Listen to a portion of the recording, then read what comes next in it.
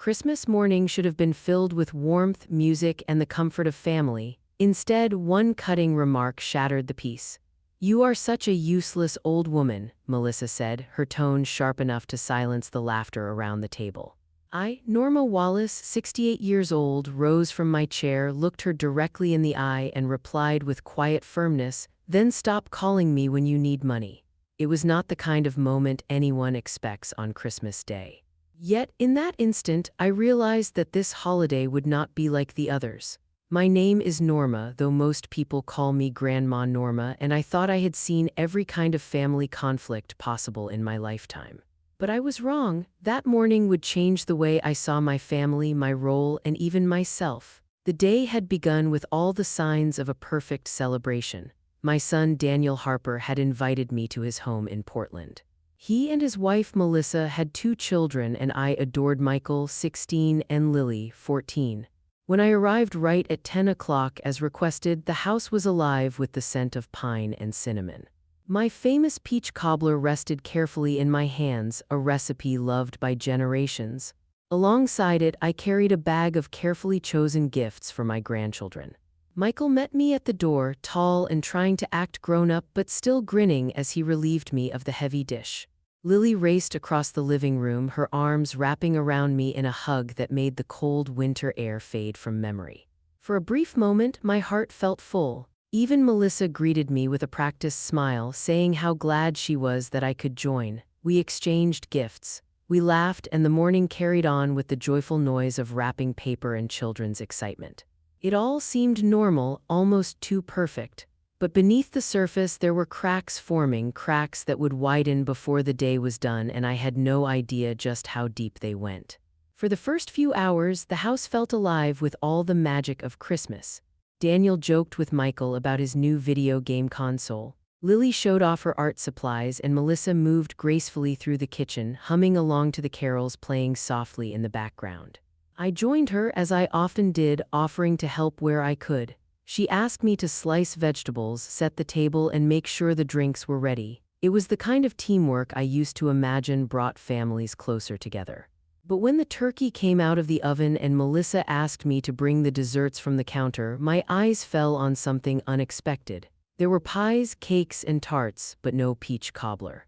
My dish, the one I had carefully baked the day before, was nowhere in sight. "Where's my cobbler?" I asked gently, glancing around the kitchen. Melissa's hands froze for just a second before she forced a smile. "Oh, that. I put it in the pantry. We already have so many desserts," Daniel said. "It's easier to serve and clean up." Her words stung like a bee's sting. My peach cobbler was not just dessert, it was tradition. It was the same dish I had made for Michael's first Christmas, the same dish Lily once called her favorite. "I have been making that recipe for over 30 years, I said, trying to keep my voice calm. "It is Michael's favorite," Melissa shrugged, brushing the remark aside. "People's tastes change, traditions change too." The dismissal was casual, but her tone made something twist inside me. "Melissa, I spent 3 hours yesterday preparing that cobbler. The least you could do is serve it." Her mask slipped then. 3 hours for something no one even asked for. "This is exactly what I mean, Norma. You assume your presence is necessary. You assume we want your traditions. You assume we need you here at all." The clatter of silverware in the dining room seemed suddenly distant. I could hear Daniel laughing with the kids, unaware of the storm brewing just a few feet away. My hands trembled as I studied the serving dish on the counter. "I brought dessert because that's what family does," I said softly. "I've been bringing dessert to family dinners since before you even met Daniel." Melissa stepped closer, her voice low but sharp as glass. "And what does that mean, that I am not family because I'm married in? Let me tell you what family means. Norma, family does not rearrange my refrigerator because she thinks we store things wrong. Family does not tell me how to parent my children. Family does not expect to be catered to just because she is old." The words landed like blows. I searched her face, trying to understand where this bitterness came from. I had never thought of myself as critical or controlling. To me, I was simply helping the way mothers and grandmothers do. But Melissa had been keeping score. Every suggestion, every small correction, every dollar I had offered in times of need, they had all been filed away as evidence against me. I wanted to defend myself. I wanted to remind her of the times I had covered their mortgage when Daniel's job was uncertain, of the braces I had paid for so Michael would not hide his smile, of the summer camp I had covered so Lily could chase her dreams of painting. But before I could speak, Melissa cut me off again. The money, Norma, do you really think giving us money comes without strings? Every time you hand Daniel cash, every time you help, you remind us of it later. That's not kindness. That's control. Her eyes were cold, her voice steady, and in that moment I realized she had been preparing for this confrontation. She had been waiting for the day she could put me in my place. The dinner table called us back with the sound of Daniel's cheerful voice. Melissa smoothed her expression, slipping into the perfect role of hostess once again. We carried the food into the dining room, but my hands felt heavy. I sat at the table across from her, the weight of her words still pressing against my chest. Michael chatted happily about his new game, Lily showed me a sketch she had been working on, and Daniel told a story about a coworker at the office. On the surface, everything looked like the picture of holiday joy, but every time Melissa's eyes met mine, I felt the message she had already delivered loud and clear. She wanted me gone. After dinner, the house bustled with the usual post-holiday chaos. Daniel took Michael to the garage to set up his new bike, and Lily skipped upstairs with her pile of gifts, humming happily. That left me alone in the kitchen with Melissa, just as she had clearly planned. She stacked plates with more force than necessary, her back stiff, her silence thick enough to choke on. Finally, she spoke. I suppose you're proud of yourself. Her words were sharp, thrown like daggers over her shoulder. I sat down the serving dish I was carrying. I don't know what you mean. The little performance at dinner, she said coldly, turning to face me, making me look bad in front of the children. Very mature, Norma. I took a slow breath, trying to keep my voice steady. Melissa, I wasn't performing, I was asking a simple question. I feel like there's something more here, something I don't understand. Her laugh was bitter. Oh, you understand just fine. What you don't want to admit is that this is my home, my family, my children, and I'm tired of pretending your constant interference is welcome. The words hit harder than I expected. Interference. Daniel is my son, Michael and Lily are my grandchildren. I only want to help. You call it help, she snapped, but it's control. You give Daniel money not out of kindness, but because it keeps you relevant. You make suggestions about the kids not because you care, but because you think you know better than me. Every dollar, every word, it all comes with strings attached. I shook my head, stung by the accusation. That's not true. I've never asked for anything in return. Melissa's eyes narrowed. Haven't you? How many times have you reminded us that you paid for Michael's braces, or that you covered Lily's summer camp, or the mortgage when Daniel was between jobs? You keep a running tab in your head, Norma, whether you admit it or not. Her words silenced me, not because I agreed, but because some part of me knew she wasn't entirely wrong. I had mentioned those things before, never to manipulate, but sometimes out of hurt when my efforts went unnoticed. I thought I was sharing sacrifices, but maybe she heard them as debts. Melissa saw the hesitation and pressed harder. See, you can't deny it. You use your money to keep your place at our table. Without it, what would you be? Just an old woman with a dish of cobbler nobody asked for. Something inside me shifted. Then the sting of her cruelty gave way to something clearer, stronger. I looked her straight in the eye. If that's truly how you see me, Melissa, then maybe it's time I stopped giving you anything to resent. Her smile faltered just for a second. And in that moment, I understood this wasn't about desserts or refrigerators or parenting advice. This was about power, and Melissa was determined to have it all, even if it meant erasing me from the family. The tension between us lingered long after the plates were cleared. I tried to find the right words, something that might build a bridge instead of deepening the divide, but Melissa was not looking for peace. She wanted dominance, and she had no hesitation in showing it. Later that evening, just as I was preparing to leave, the doorbell rang. To my surprise, it was not a neighbor or a friend. It was two uniformed police officers standing on the porch. Daniel looked confused as he opened the door, but Melissa stepped forward with practiced urgency. "Officers, thank you for coming," she said, her voice suddenly fragile, almost trembling. "It's about my mother-in-law. She threatened me. She said she would cut off all contact with the family, and she made statements that frightened me." I froze. Her words twisted the truth beyond recognition. One of the officers, a woman with a calm but firm demeanor, stepped toward me. "Ma'am, could we speak with you privately?" Daniel stared at me in disbelief. "Mom, what's going on?" I studied myself and nodded to the officer. We moved into the living room and I explained in measured tones what had really happened. I told her that if my role in this family is only financial, then perhaps we should treat it like a business arrangement. No more forced gatherings. If they need money, they can ask directly. That was all. The officer scribbled notes. "So you didn't make any threats of harm or violence?" "Of course not," I replied firmly.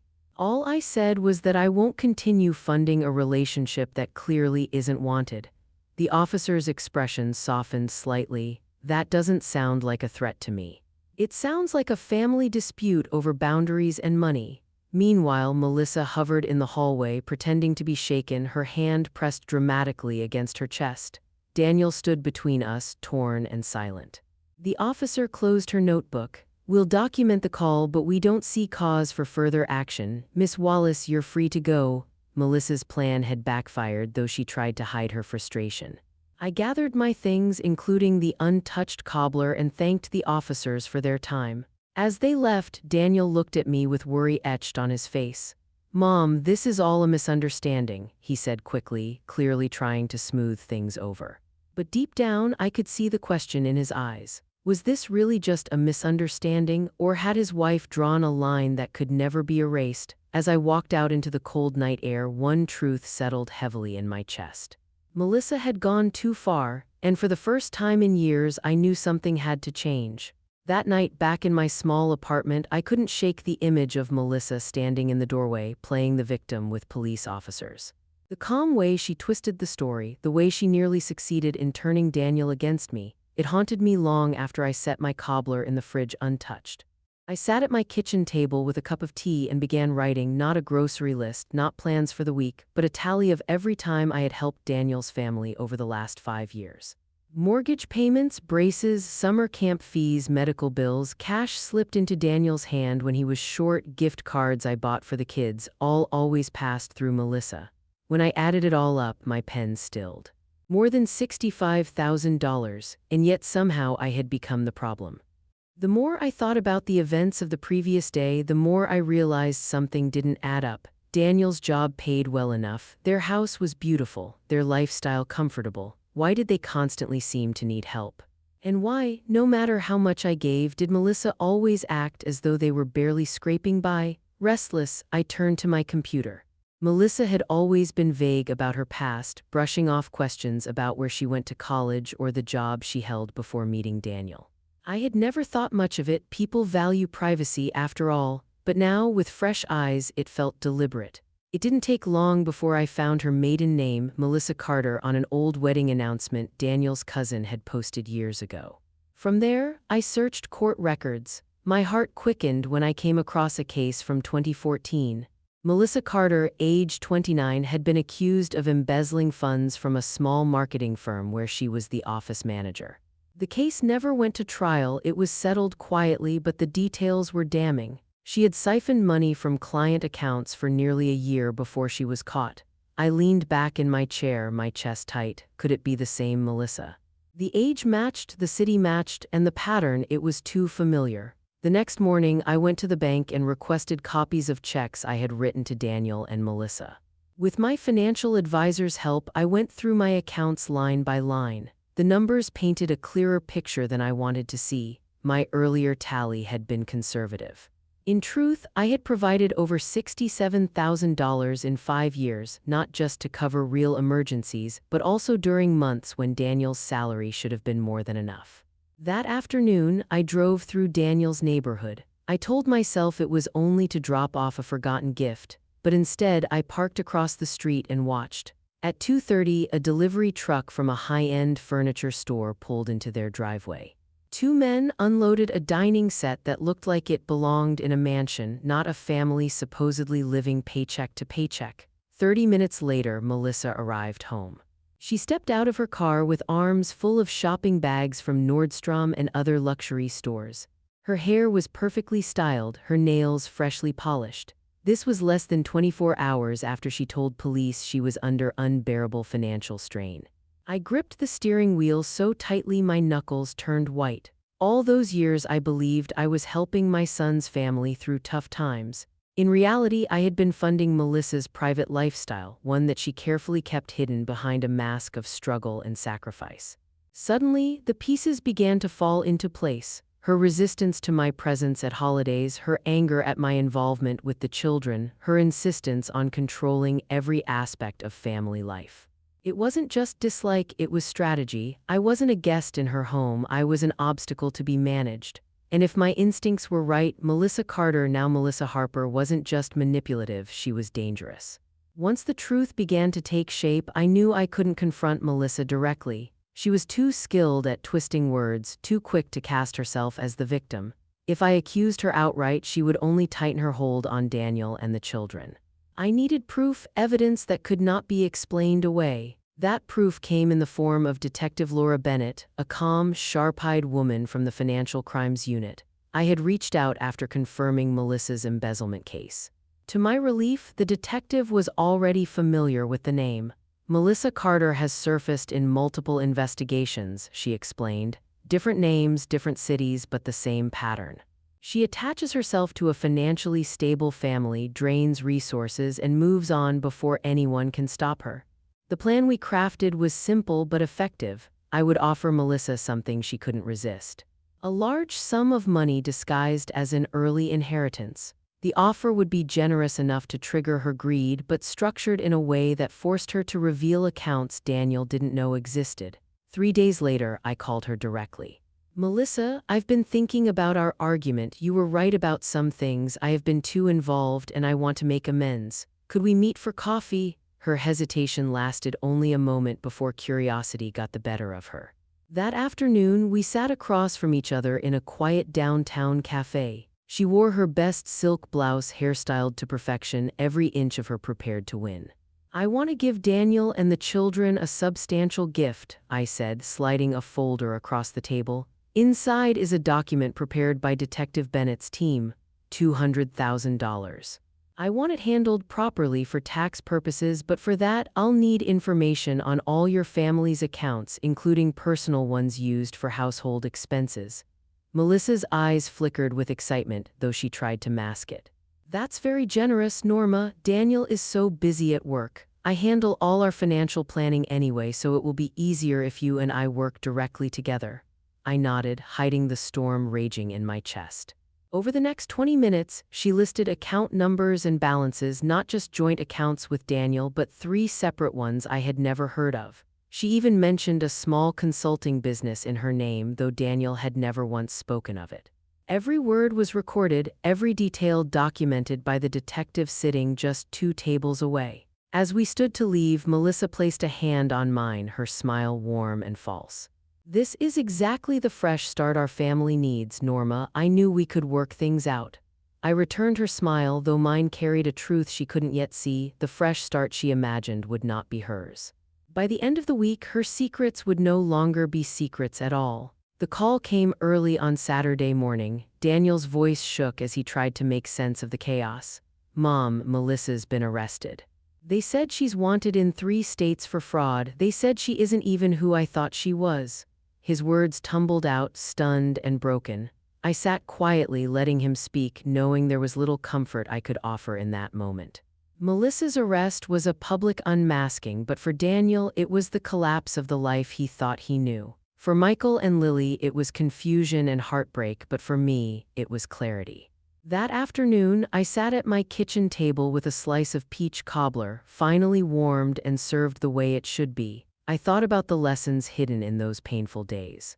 At 68, I had learned that love cannot be bought with sacrifice and dignity should never be traded for approval. Melissa had tried to erase me, but in the end, she erased herself, and I had found my strength again. If you've ever faced someone who tried to silence your worth, remember this: your value is not measured by what others take from you, but by the courage you find to stand tall. I reflected on the years I had spent giving, sometimes quietly, sometimes hoping it would be appreciated, sometimes simply because it was the right thing to do. Over $67,000, countless gifts, support in times of illness and need.